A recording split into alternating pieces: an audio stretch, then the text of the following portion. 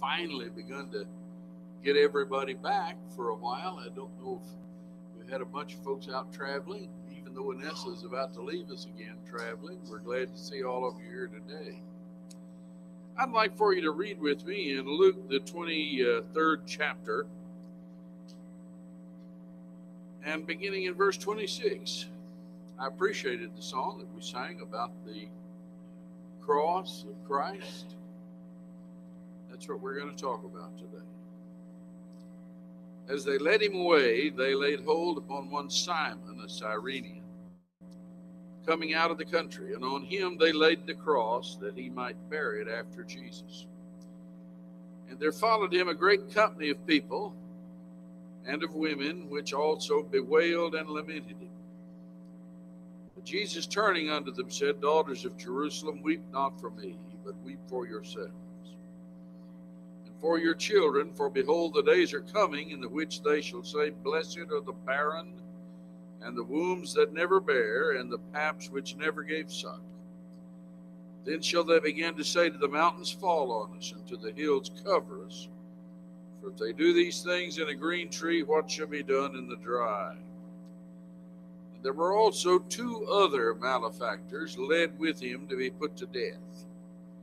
When they were come to the place which is called Calvary, there they crucified him, and the malefactors, one on the right hand and the other on the left. Then said Jesus, Father, forgive them, for they know not what they do. And they parted his raiment and cast lots. And the people stood beholding, and the rulers also with them derided him, saying, He saved others. Let him save himself, if he be Christ, the chosen of God. And the soldiers also mocked him, coming to him and offering him vinegar, and saying, If thou be the king of the Jews, save thyself. And the superscription also was written over him in letters of Greek and Latin and Hebrew, This is the King of the Jews. One of the malefactors which were hanged railed on him, saying, If thou be the Christ, save thyself and us. But the other answering rebuked him, saying, Dost thou not fear God, seeing thou art in the same condemnation? And we indeed justly, for we receive the due reward of our deeds, but this man hath done nothing amiss. And he said unto Jesus, Lord, remember me when thou comest into thy kingdom. And Jesus said unto him, Verily I say unto thee, today thou shalt be with me in paradise. And it was about the 6th hour. There was a darkness over all the earth until the 9th hour, and the sun was darkened. The veil of the temple was rent in the midst. When Jesus had cried with a loud voice, he said, Father, into thy hands I commend my spirit. And having said thus, he gave up the ghost. As you think about this today, I'd like for you to consider a thing. A lot of people have died. Millions of people have died before and after the death of our Lord.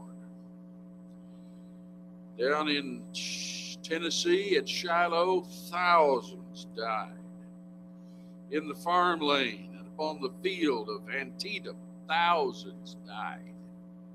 In the trenches and on the battlefields of Europe, millions died in World Wars I and II. 2,900 people died instantly in New York when the World Trade Center collapsed. But no death in all that time was ever so significant as that of Jesus Christ. No. In Luke's brief sentence that we read just a moment ago, there they crucified him. We have the story of the world's most significant death. We want to look at each of those words in that very graphic sentence to try to study the crucifixion of Jesus. First of all, it says there they crucified him. You might want to notice, if you will, the name of the place. I'm going to get some.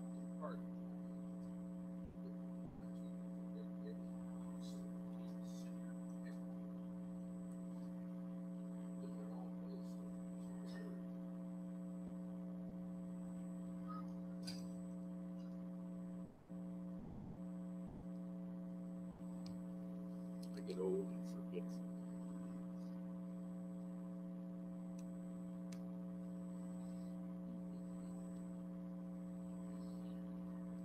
Yeah. Notice the name of it. In Hebrew, it's called Golgotha. In Latin and Greek, it's known as Calvary. The words mean the place of the skull. And I showed you a picture, supposedly, of that place just a moment ago. You might notice some of the characteristics of it. It's a shameful place. It was a place set aside for public execution. Jesus there was crucified between two evildoers, two thieves, two murderers. Perhaps he was elevated a little higher than the other two, so as to make him appear to be the worst of the three. It was near a public highway where all could see his shame. You can see in John the 19th chapter, here they crucified him, and with him two others, one on each side and Jesus in the middle. Pilate had a notice prepared and fastened at the cross. It read, Jesus of Nazareth, the King of the Jews. Many of the Jews read this sign, for the place where Jesus was crucified was near the city. And the sign was written in Aramaic, Latin, and Greek. Publicity was given to the execution.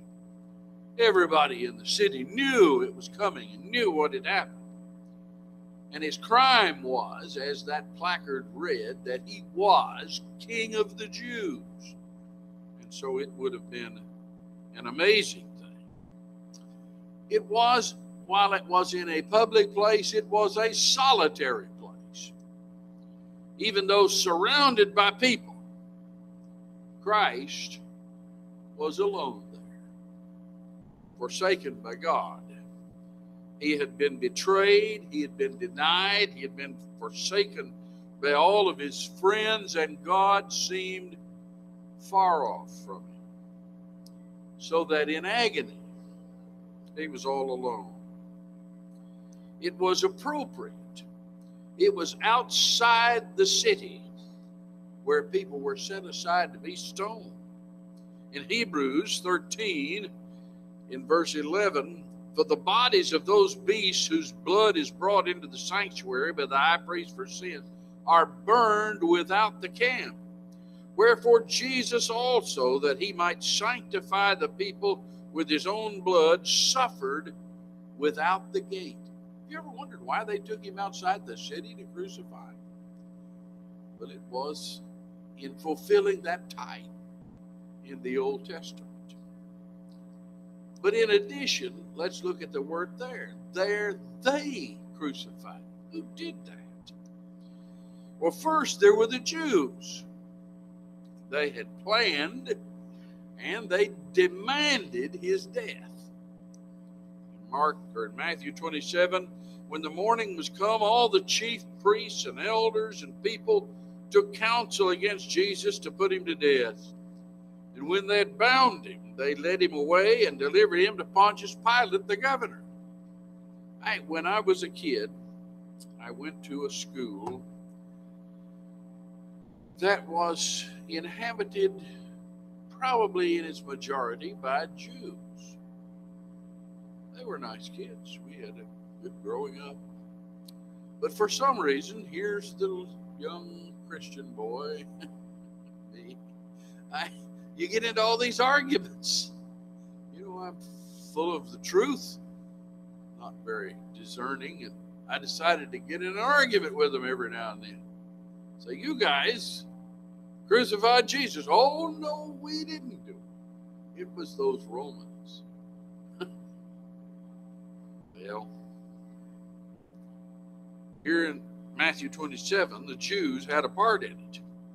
In Mark 16, verse 15, verse 6, now at that feast he released unto them one prisoner, whomsoever they desired, and there was one named Barabbas, which lay bound with them that had made insurrection with him, who had committed murder in the insurrection. And the multitude, crying aloud, began to desire him to do as he had ever done with them, release a prisoner.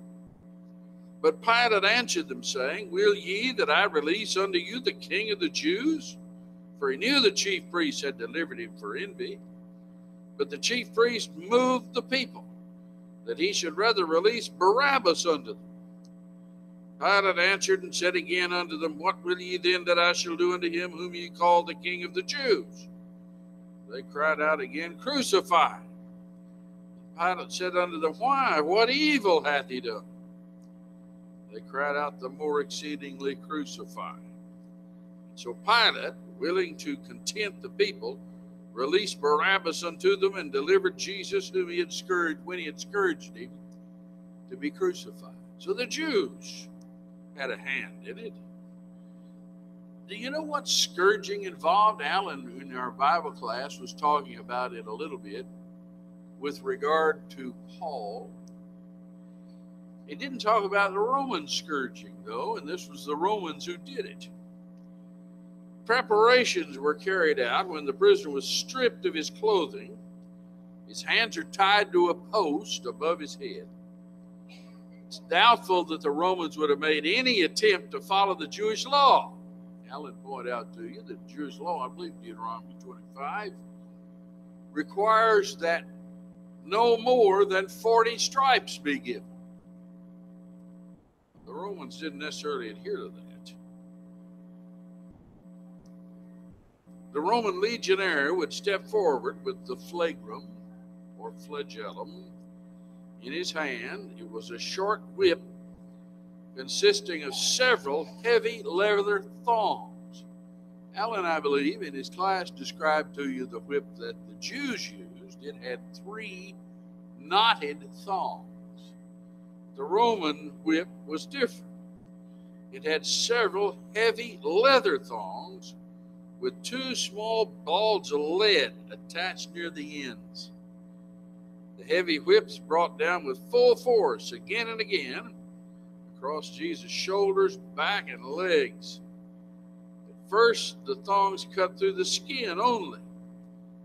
As the blows continued, they cut deeper into the subcutaneous tissues, producing first an oozing of blood from the capillaries and veins of the skin, and finally spurting arterial bleeding from vessels in the underlying muscles. The small balls of lead first produce large, deep bruises, which are broken open by subsequent blows.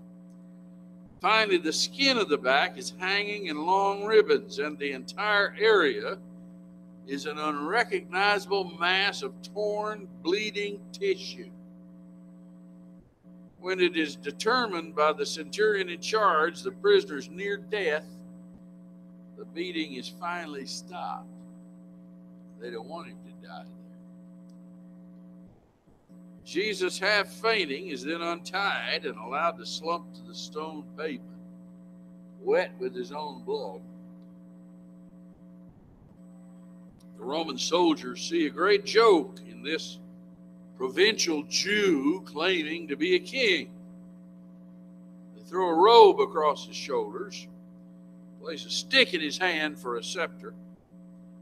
They still need a crown, flexible branches covered with long thorns, commonly used in bundles for firewood, are plaited into the shape of a crown and pressed into his scalp. Again, there's a lot of bleeding, the scalp being one of the most vascular areas of the body. After mocking him and striking him across the face, the soldiers take the stick from his hand, strike him across the head, driving the thorns deeper into his scalp. Finally, they tire of their sport, and the robe is torn from his back. Already having adhered to the clots of blood and serum in the wounds, its removal would have caused excruciating pain, just as in the careless removal of a surgical bandage. Almost as though he were again being whipped, the wounds once more began to bleed. So, first with the Jews, they were the murderers of Jesus Christ at heart, but not in deed. Second, there were the Romans. They put him through these trials as well as the Jews. They led him to the place of death and suspended him between heaven and earth. They were murderers in deed, perhaps not in heart. In Acts 2 and verse 22, men of Israel, listen to this. Jesus of Nazareth was a man accredited by God to you by miracles, wonders, and signs, which God did among you through him, as you yourselves know. This man was handed over to you by God's set purpose and foreknowledge, and you, with the help of wicked men, put him to death by nailing him to the cross. Let's look at the third word. There they crucified him. Crucifixion was not the customary mode of execution by the Jews. It was the Roman method, and it was reserved for the vilest of criminals. It was so vile and painful that Roman law said no citizen of the empire could be put to death in this manner.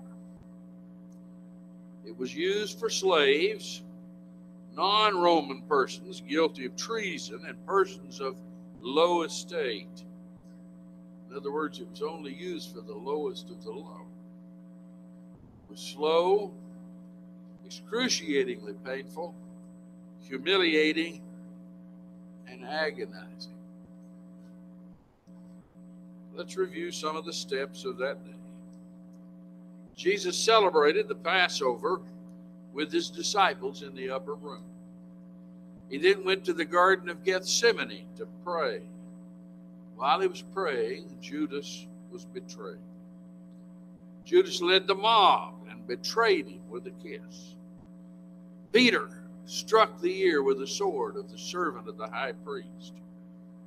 The mob took Jesus, and the disciples all forsook him. He was taken before Annas, then Caiaphas, and then the Sanhedrin, where charges were trumped up and witnesses were paid. He was taken to Pilate, who tried hard to find a way to free him. He sent to Herod, where he was mocked, punched in the face, spat upon, mocked with that robe and reed and a crown of thorns. He sent back to Pilate, where he received a scourging and was presented to the people with Barabbas. The death sentence finally is handed down by Pilate, and Jesus carries his own cross as far as he can. It was laid on Simon the Cyrenian. On Golgotha, Roman soldiers nailed him to the cross, dropped it in a hole, so that he was suspended between heaven and earth in absolute agony. He's offered wine mixed with myrrh, a mild analgesic mixture, in case you were wondering what that was. He won't drink it. He intended to experience to the full the pain of human agony. Simon is ordered to place the patibulum, that crossbar, on the ground, and Jesus is quickly thrown backward with his shoulders against the wood. The legionnaire would feel for the depression at the front of your wrist, right about there. Drive a heavy, square, wrought iron nail, because that's really the only kind of nails they had, deep through his wrist and into the wood. You go to the other side and repeat it. Wouldn't pull the arms too tight so that it could flex a little bit. Then the patibulum was be lifted in place at the top of the stipes. That's the up and down piece of wood. And the title would read, Jesus of Nazareth, King of the Jews. The left foot now would be placed backward against the right foot. with both feet extended, toes down. A nail would be driven through the arch of each foot, leaving the knees moderately flexed, so that the victim is now crucified. As he slowly sags down with more weight on the nails in the wrists, excruciating pain shoots along the fingers and up the arms to explode in the brain. The nails in the wrists are putting pressure on the median nerves. He would push himself upward against the nail in his feet to avoid that pain. He places his full weight on the nail, and then there is the agony in his legs. They have found a couple of men who were crucified. And this is roughly what it looked like. At this point, as his arms fatigue, great waves of cramps, that's the common way to express it, would sweep over his muscles, knotting them in throbbing pain. With these cramps came the inability to push himself upward. Hanging by his arms, the pectoral muscles are paralyzed, and the intercostal muscles are unable to act, so he couldn't breathe. He can pull air in, he can't exhale. Jesus would fight, as anyone crucified would fight, to raise himself in order to get just one short breath. Finally, carbon dioxide would build up in the lungs and in the bloodstream. Cramps would partially subside. Spasmodically, he would be able to push himself up to exhale and bring in oxygen. It's undoubtedly that Jesus, during these short periods, uttered 7 short sentences on the cross. The first would have been looking down at the soldiers, perhaps throwing dice over his clothing, saying, "Father, forgive them, for they know not what they do." The second would have been to the penitent thief that we spoke about. "Today thou shalt be with me in paradise." The third would have been looking down at his grief-stricken disciple John, saying, "Behold thy mother." Then looking at his mother Mary, "Behold thy son." The fourth cry is a quotation from the 22nd Psalm. my God, why hast thou forsaken me?" Hours of limitless pain, cycles of twisting, joint-rending cramps, intermittent partial asphyxiation, searing pain where a tissue is torn from his back as he moves up and down against the rough timbers. Then another agony, a terrible crushing pain deep in his chest as the pericardium begins to fill up with fluid and begins to compress his heart. You can remember the 22nd Psalm, the 14th verse, which says, "I am poured out like water, and all my bones are out of joint, and my heart is like wax. It is melted in the midst of my bowels." It's now almost over. The loss of tissue fluids has reached a critical mass. The compressed heart is struggling to pump heavy, thick, sluggish blood into the tissue. The lungs are making a frantic effort to gasp in small gasps of air.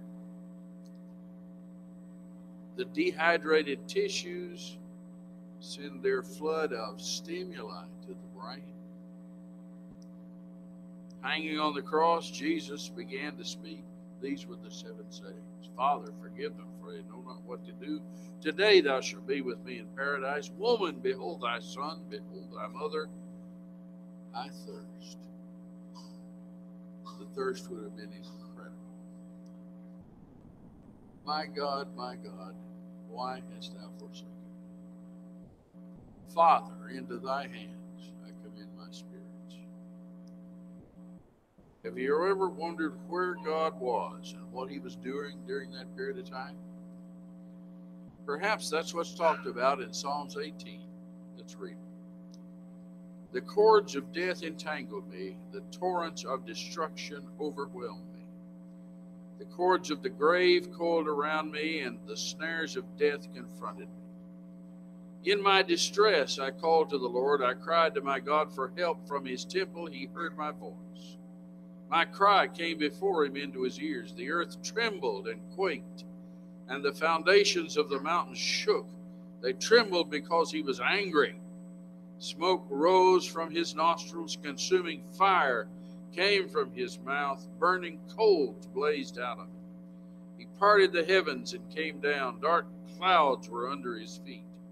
He mounted the cherubim and flew. He soared on the wings of the wind. He made darkness his covering, his canopy around him, the dark rain clouds of the sky. Out of the brightness of his presence, clouds advanced with hailstones and bolts of lightnings. The Lord thundered from heaven. The voice of the Most High resounded. He shot his arrows and scattered the enemy's great bolts of lightning and routed them. The valleys of the sea were exposed, and the foundations of the earth laid bare at your rebuke, O Lord, at the blast of breath from your nostrils. Jesus gasped his 5th cry, I thirst. You can again remember the 22nd Psalm. My strength is dried up like a potsherd, and my tongue cleaveth to my jaws. And thou hast brought me into the dust of death. A sponge was soaked in Pascha. That was the very cheap, sour wine that was available to the Roman legionnaires. It's lifted up to his lips, but he doesn't take any of it. He can feel the chill of death creeping through his tissues. That realization brings out his 6th words, possibly little more than a whisper. It is finished. His mission of atonement is completed. Finally, he can allow his body to die. With one last surge of strength, he presses his feet against the nail, straightens his leg, takes a breath, and utters his 7th and last word on the cross, Father, into thy hands I commend my spirit. And finally, I'd like for you to think about that last word. There they crucified him. There were thousands of people who were crucified. And so what we've described concerning Jesus was not unique. It was terrible, but it wasn't unique. The thing that makes this unique is who he was. He was Jesus Christ, the only begotten, the beloved Son of God, and he was our benefactor. The one who had gone about doing good. He had caused the blind to see, the deaf to hear. He had healed the sick. He made the lame walk. He had healed the lepers, raised the dead, and died for our redemption. He was the just man who was absolutely innocent and had done nothing to deserve this punishment or any other. Hebrews 4:15 says, we do not have a high priest who is unable to sympathize with our weaknesses, but we have one who has been tempted in every way, just as we are, yet was without sin. In 1 Peter 1, you know that it was not with perishable things, such as silver or gold, that you were redeemed from the empty way of life handed down to you from your forefathers, but with the precious blood of Christ, a lamb without blemish or defect. 1 Peter 2, to this you were called, because Christ suffered for you, leaving you an example that you should follow his steps. He committed no sin, and no deceit was found in his mouth. When they hurled insults at him, he did not retaliate. When he suffered, he made no threats. Instead, he trusted himself to him who judges justly. He himself bore our sins in his body on the tree, so that we might die to sins and live for righteousness. By his wounds you have been healed. Finally, why did Jesus have to die?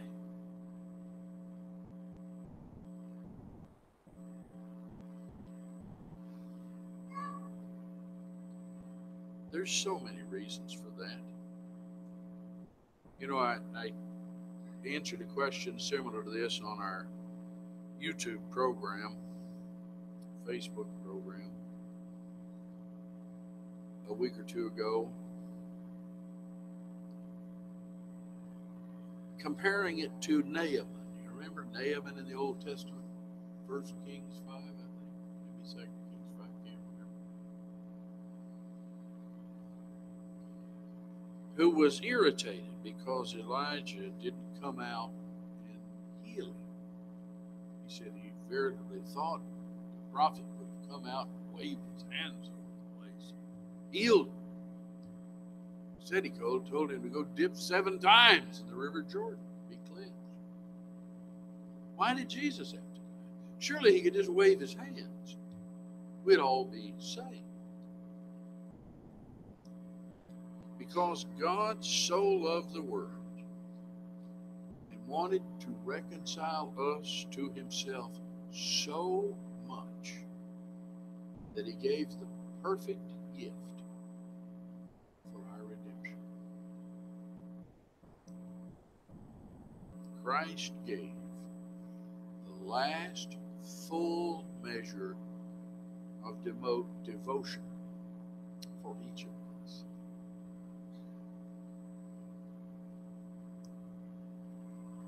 What are we giving him?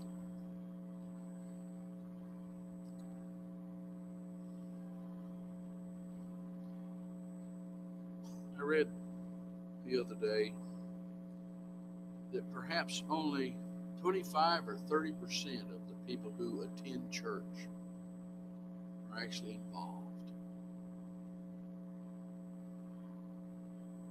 25% of the churches were the ones who's doing all the work. The rest of them just attend, and that sporadically. What are we giving him? Where is our devotion? Is it just words we say without any reality? This morning, if you're not a Christian, you needed to have read these verses and thought, he died for you. Have you even started to respond? The disciples are told, go ye into all the world, preach the gospel to every creature. He that believeth and is baptized shall be saved. Won't you come and get started? Do that while we stand and sing.